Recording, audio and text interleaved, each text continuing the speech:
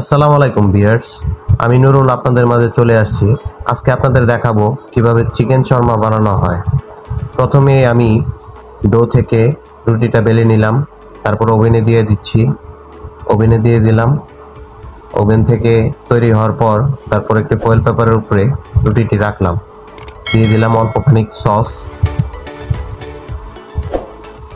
তারপর দিয়ে দিচ্ছি মেয়োনিজ।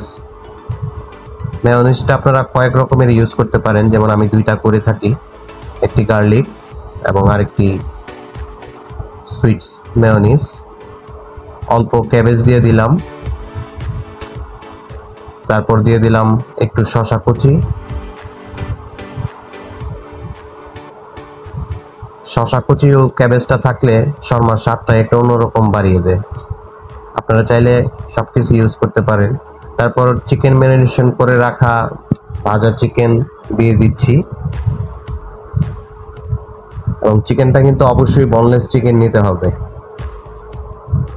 এইভাবে ঠিক সুন্দর করে স্টেপ বাই স্টেপ সাজিয়ে দিলে আপনার শর্মাটা খুবই সুন্দর হবে এবং খেতেও ভালো লাগবে। মোটামুটি কাজ প্রায় শেষ।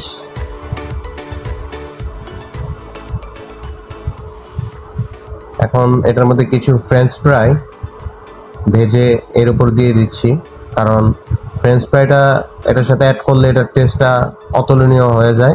দিয়ে দিলাম অল্প আরেকটু সস উপরে।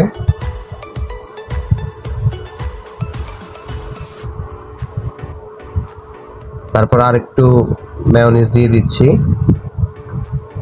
যখন অফুরন্ত মেয়োনিজ এবং সস থাকবে, তখন এটা যখন বাইট করবে তখন একটা অতুলনীয় বাইট চলে আসবে। উপরে দিয়ে দিলাম কিছু ক্যারট গ্রেটিং করা।